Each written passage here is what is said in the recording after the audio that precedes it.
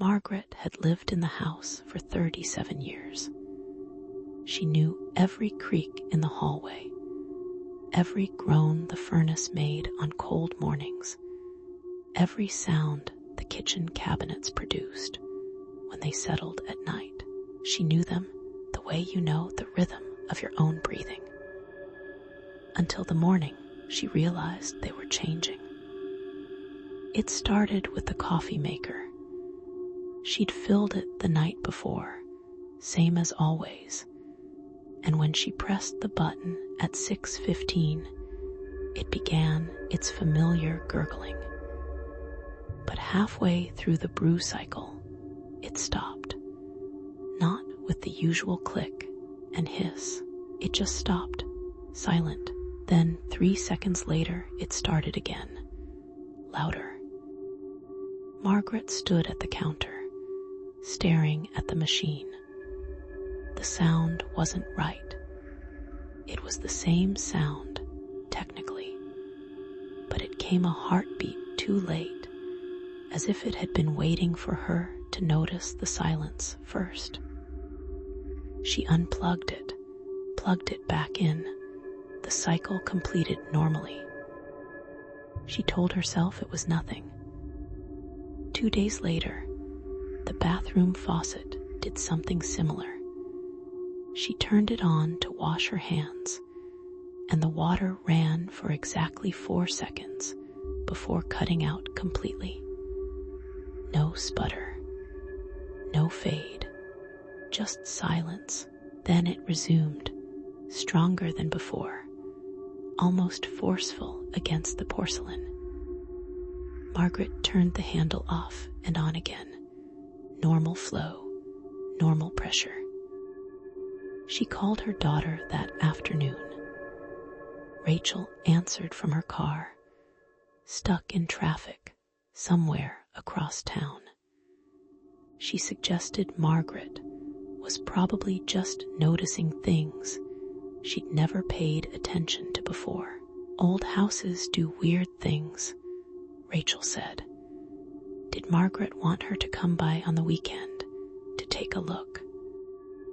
I'm fine, really, I just thought it was strange. Margaret said, already regretting the call.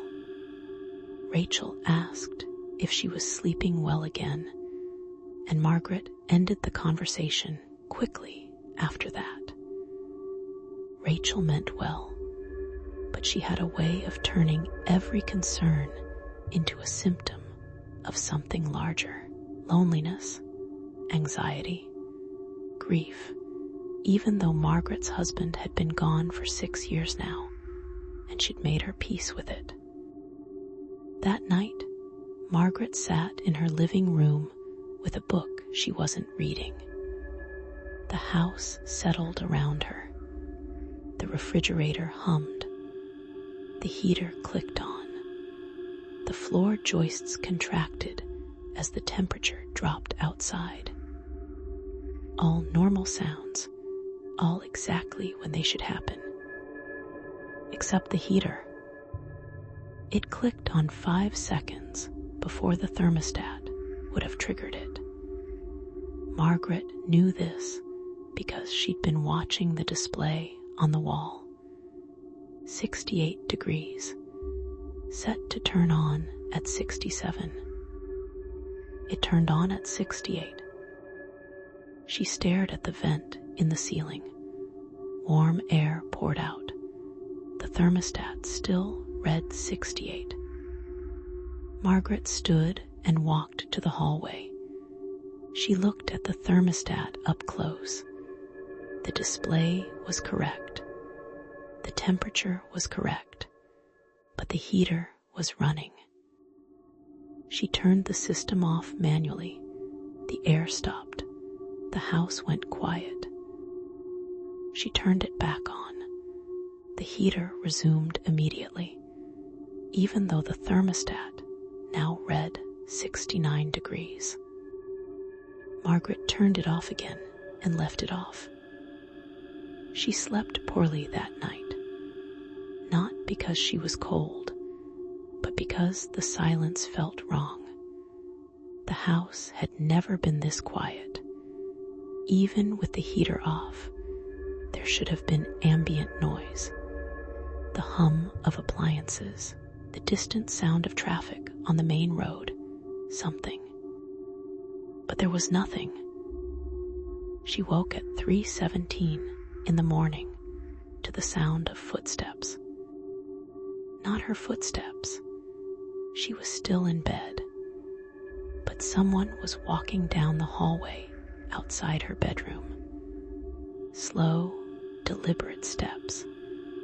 The same rhythm she used when she got up in the middle of the night to use the bathroom.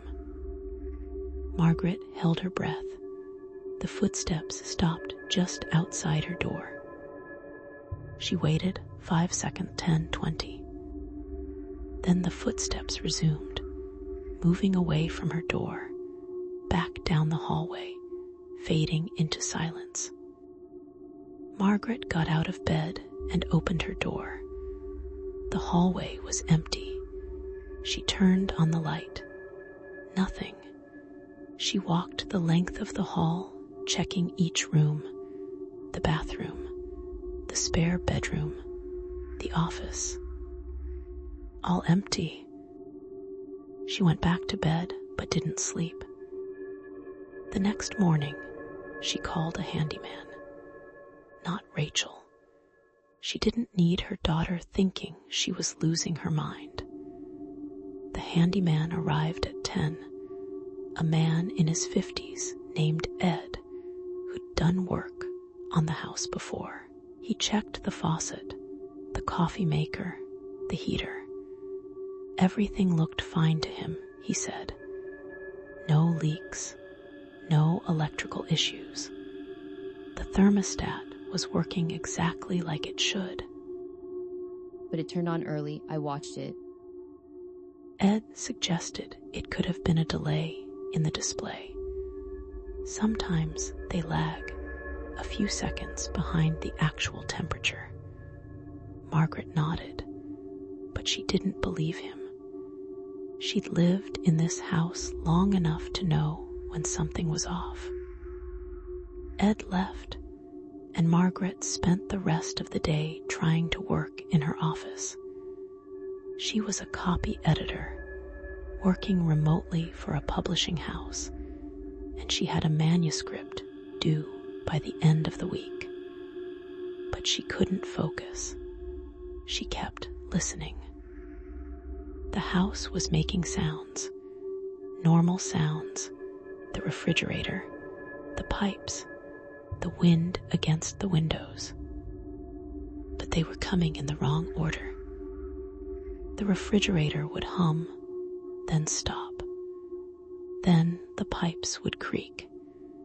Then the refrigerator would hum again, at the exact moment Margaret expected the pipes to creak. It was as if the house was learning her expectations and then swapping them. She stood up from her desk and walked to the kitchen. The refrigerator was running normally now. She opened it, looked inside, closed it. Normal. She turned around and saw her reflection in the window over the sink. And behind her reflection, she saw movement. She spun around. The kitchen was empty. But the sound of footsteps was there again, coming from the living room this time. The same rhythm, the same deliberate pace. Hello? Margaret called out. Her voice sounded small in the empty house. The footsteps stopped. She walked into the living room, empty. She checked the front door, locked the back door, locked. She stood in the center of the living room, listening. And then she heard it. Her own voice. Faint, muffled, coming from somewhere deeper in the house. It was saying something, but she couldn't make out the words. Just the cadence, the tone. It sounded like her, but not quite. Like a recording played back at slightly the wrong speed. Margaret's chest tightened. She followed the sound down the hallway, past her bedroom, toward the spare room at the end. The door was closed. She didn't remember closing it. She reached for the handle and stopped. The sound was coming from inside, her voice clearer now. I'm fine, really, I just thought it was strange. The exact words she'd said to Rachel on the phone 2 days ago. Margaret opened the door. The room was empty. The voice stopped immediately. She stepped inside, looking around. Nothing out of place. The bed was made. The closet was closed. The window was shut. She turned to leave and heard it again, behind her. I'm fine, really, I just thought it was strange. She spun around, nothing. And then the door slammed shut. Not from a draft. Not from the house settling. It slammed, hard and fast, as if someone had thrown their weight against it. Margaret grabbed the handle and pulled. The door opened easily. She stepped out into the hallway, breathing hard now, and walked quickly back to the kitchen. She grabbed her phone and called Rachel. It rang 4 times before going to voicemail. Margaret hung up and called again, voicemail. She sent a text, "Call me when you can." She sat at the kitchen table and waited. 10 minutes, 20. Her phone didn't ring. But the house did. The landline, mounted on the wall near the refrigerator, began to ring. Margaret stared at it. She hadn't used that phone in years. She wasn't even sure it was still connected. It rang 3 times, then stopped. Silence. Then it rang again. Margaret stood and walked over to it. She picked up the receiver. Hello? Static, faint, crackling static. And underneath it, barely audible, the sound of breathing. Not hers. Who is this? The breathing continued, steady, calm. Margaret hung up. The phone rang again immediately. She didn't answer. She pulled the cord from the wall jack and set the receiver down on the counter. The phone rang anyway. Margaret stared at it. The cord was disconnected. The phone was ringing. She picked up the receiver again and heard Rachel's voice, played back exactly as it had sounded 2 days ago. Every inflection, every pause. Rachel saying that Margaret was probably just noticing things she'd never paid attention to before. Margaret slammed the receiver down and backed away from the phone. It didn't ring again, but the house did something else. Every sound she'd heard in the past 3 days began playing at once. The coffee maker, the faucet, the heater, the footsteps, her own voice, Rachel's voice, all overlapping, layered, building into a cacophony that filled the entire house. Margaret covered her ears and ran to the front door. She unlocked it, pulled it open, and stepped outside onto the porch. The sound stopped immediately. She stood there, breathing hard, staring back into her house. It was silent now, completely silent. She pulled out her phone and called Rachel again. This time, she answered. Rachel apologized for missing the earlier calls. She'd been in a meeting. What was going on? I need you to come over. Margaret said, her voice shaking. Rachel asked if it could wait until tonight. She was still at work. No. There was a pause. Rachel said she'd leave now. Was Margaret all right? Just come. Margaret hung up and sat down on the porch steps. She didn't go back inside. She waited there, watching the front door, until Rachel's car pulled into the driveway 40 minutes later. Rachel got out and walked over, concern clear on her face.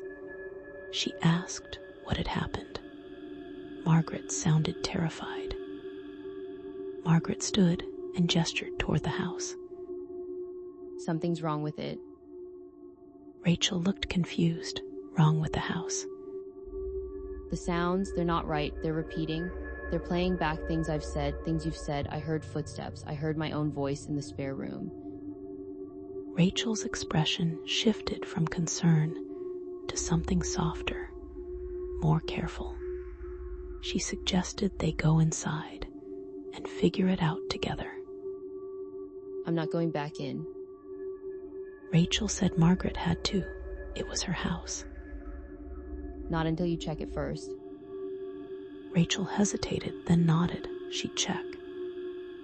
She walked up the porch steps and went inside.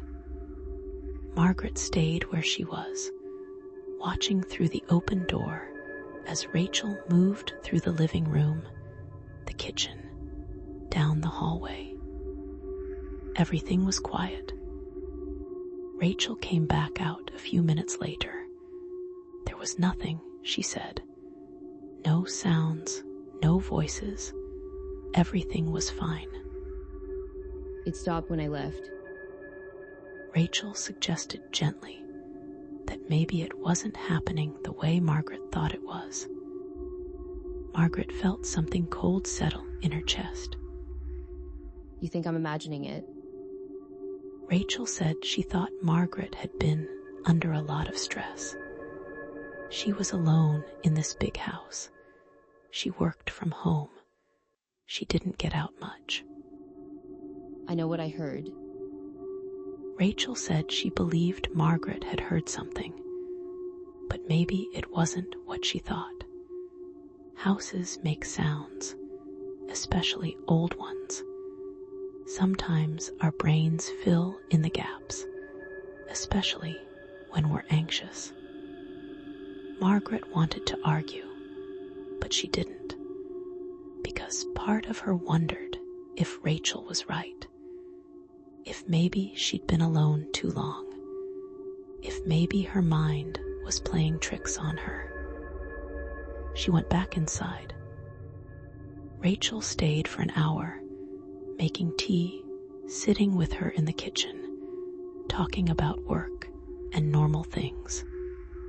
And the house was silent, perfectly, normally silent. When Rachel left, Margaret locked the door and stood in the living room, listening. Nothing. She went to bed early that night, exhausted. She fell asleep quickly and woke at 3:17 to the sound of footsteps. The same footsteps, the same rhythm, coming down the hallway toward her room. Margaret sat up in bed, her heart pounding. The footsteps stopped outside her door. She waited, and then she heard it. The doorknob turning. Slowly, deliberately. The door opened. Margaret couldn't see anything in the darkness, but she heard it step inside. 1 step, 2 steps, 3. It stopped at the foot of her bed. She reached for the lamp on her nightstand and turned it on. The room was empty, but the footsteps continued, She could hear them, clear as anything, walking around the side of her bed toward her. She threw the covers off and stood up, backing toward the wall. The footsteps stopped right where she'd been lying. And then she heard her own voice.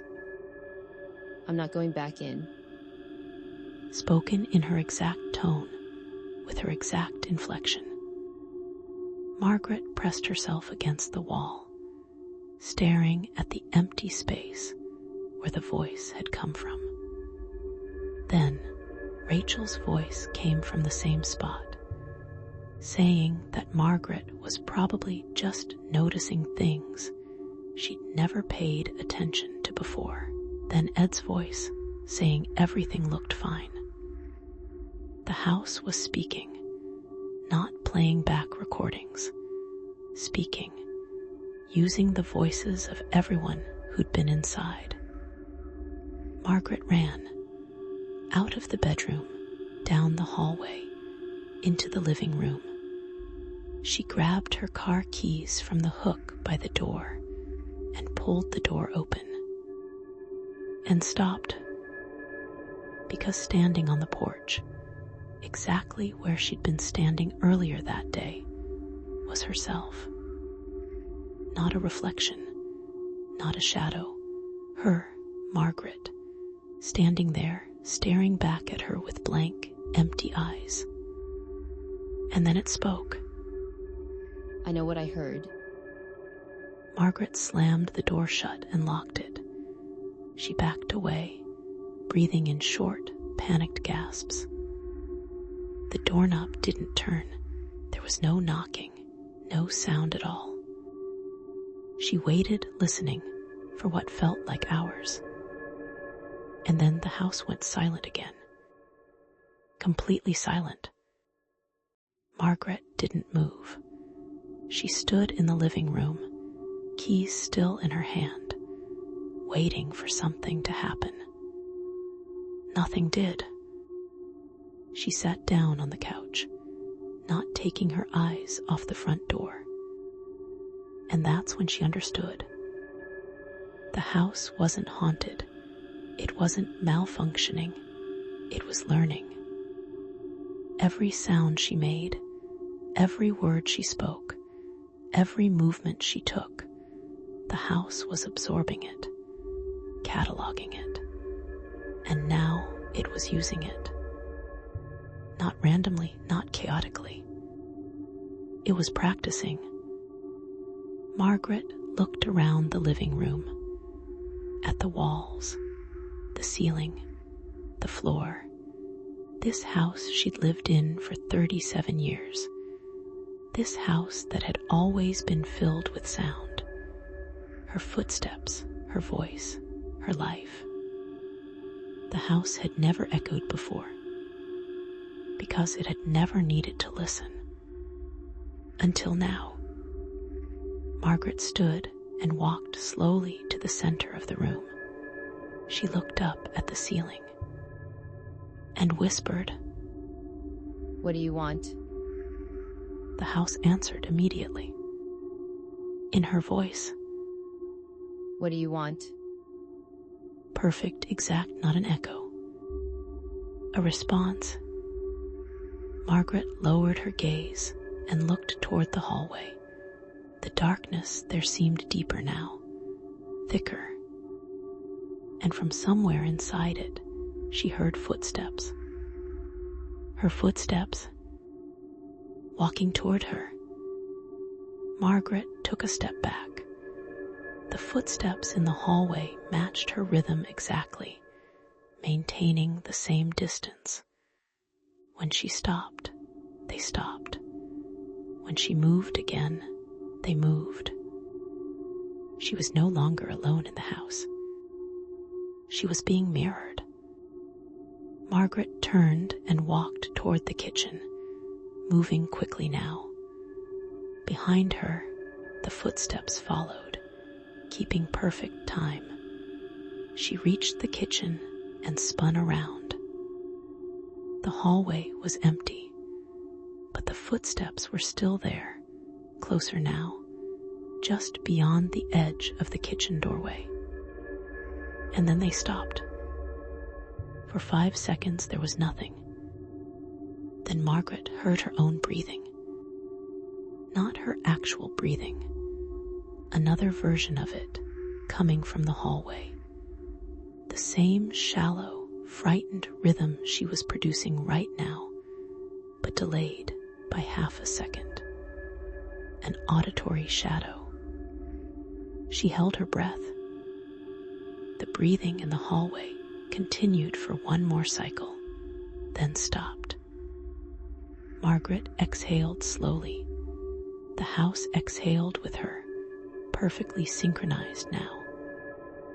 She understood something then that made her blood run cold. The house wasn't just learning her sounds. It was learning her patterns, her rhythms, the way she moved through space. It was building a map of her. And now it was filling in the gaps.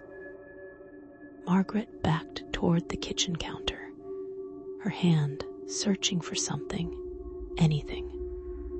Her fingers closed around the handle of a knife from the dish rack. The moment she gripped it, she heard the sound of a drawer opening in the hallway. The knife drawer in the spare bedroom, the one that hadn't been opened in months. Then the sound of metal sliding against wood. The house was mirroring her action, showing her what it had learned. Margaret set the knife down carefully. In the hallway, she heard the corresponding sound of metal being placed on wood. She was no longer controlling her environment. She was sharing it with something that had learned to be her. Margaret moved toward the back door. She needed to leave, needed to get out and never come back. Her hand was on the deadbolt when she heard Rachel's voice behind her, saying that Margaret had to stay, that it was her house. Margaret turned. The kitchen was empty, but the voice had come from right behind her, close enough that she should have felt breath on her neck. The voice continued, Rachel's voice, saying she believed Margaret had heard something, saying sometimes our brains fill in the gaps. Margaret unlocked the deadbolt and pulled the door open. She stepped out into her backyard, into the cold night air. The moon was bright enough to see by, bright enough to see that her yard looked wrong. There were footprints in the frost-covered grass. Her footprints, her shoe size, her gait, leading from the back door to the fence and back again, over and over, creating a looping path she'd never walked. The house had been practicing outside too. Margaret looked back at the open door. The kitchen beyond was dark now, though she'd left the light on. And in that darkness, she could see movement, a shape, her height, her build. It stepped into the doorway. Margaret's own face stared back at her from the darkness, but the eyes were wrong, too still, too focused. And then it smiled. Not a natural smile, a learned one. The kind of smile Margaret made when she was on the phone with Rachel, forcing pleasantness she didn't feel. The thing in the doorway raised its hand in a small wave, Margaret's wave, the one she used when saying goodbye to neighbors. And then it spoke. I'm fine, really. It stepped out onto the back porch, moving with Margaret's slight limp from an old knee injury. Every detail was perfect. I just thought it was strange.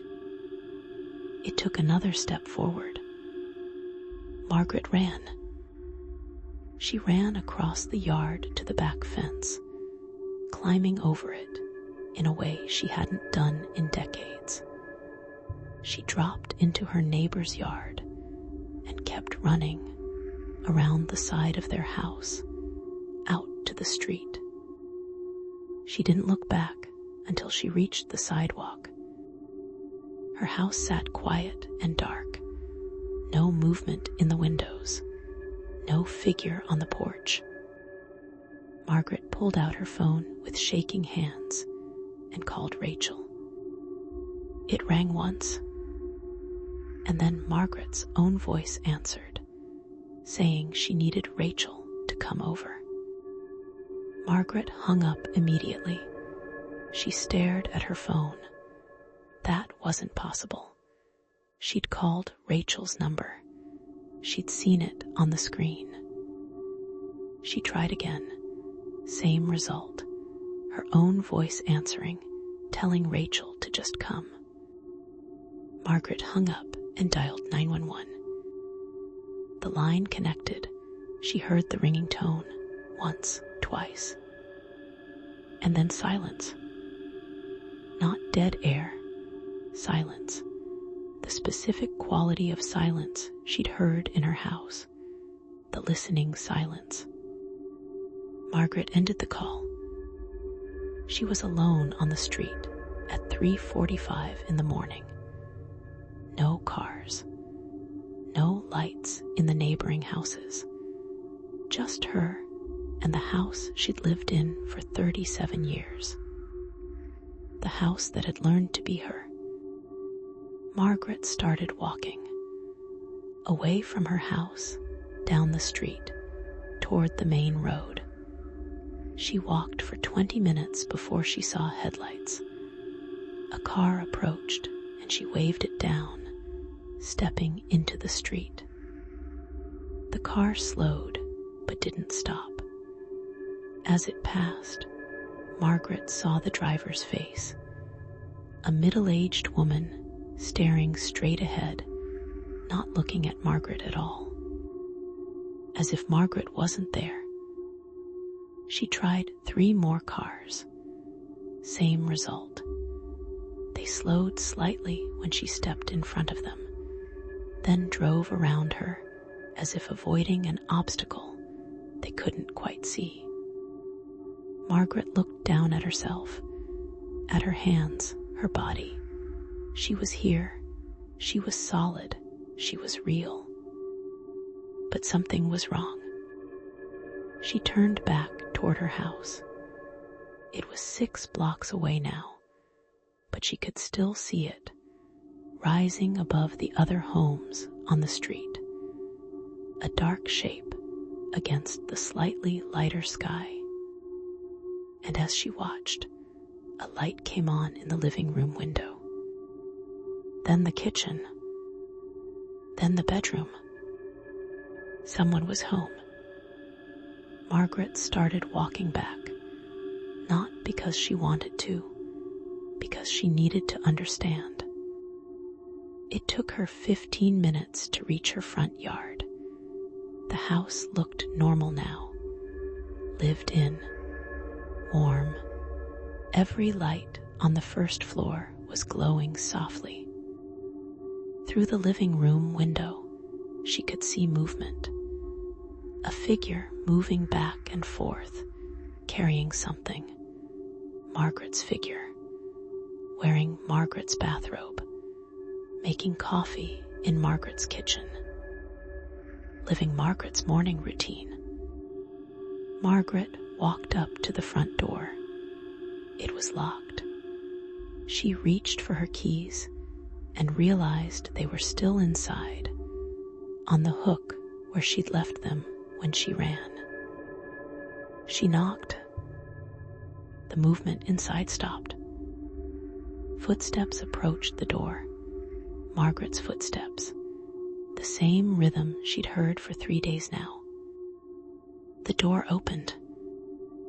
Margaret's face looked out at her, calm now, settled at home. And when it spoke, it was with Margaret's voice, but steadier, more confident. Can I help you?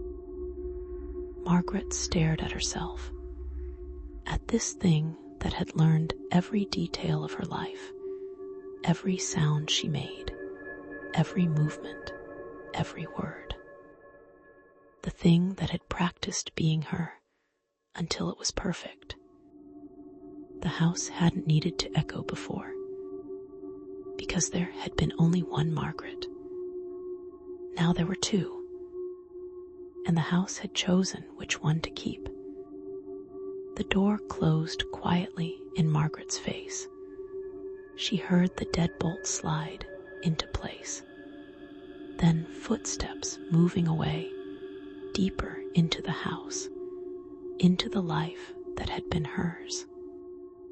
Margaret stood on the porch as the sun began to rise. Behind her, the neighborhood came to life. Cars started, doors opened, people emerged for their morning routines. And none of them saw her, because she was no longer the original. She was the echo, the one the house didn't need anymore. Margaret turned away from her front door and walked down the porch steps. She moved slowly down the sidewalk, past her mailbox with her name on it, past the garden she'd planted every spring for 37 years. She walked until she reached the corner where the streetlight flickered in the growing dawn. She stopped there and looked back one last time. Through the living room window, she could see herself inside. The replacement, the perfected version, sitting in Margaret's chair, drinking from Margaret's favorite mug, living Margaret's life without hesitation or doubt. And as Margaret watched, the figure inside turned and looked directly at her through the window. It raised the mug in a small salute. Then it turned away and disappeared deeper into the house. Margaret stood at the corner for a long time, feeling herself become less solid with each passing moment, less present, less real. The house had never echoed before, because echoes fade and originals endure. But the house had made its choice, and Margaret was fading now. By the time the sun fully rose, she was barely a shadow on the sidewalk. By the time the neighbors came out to collect their newspapers, she was gone completely. And inside the house on Maple Street, Margaret lived on.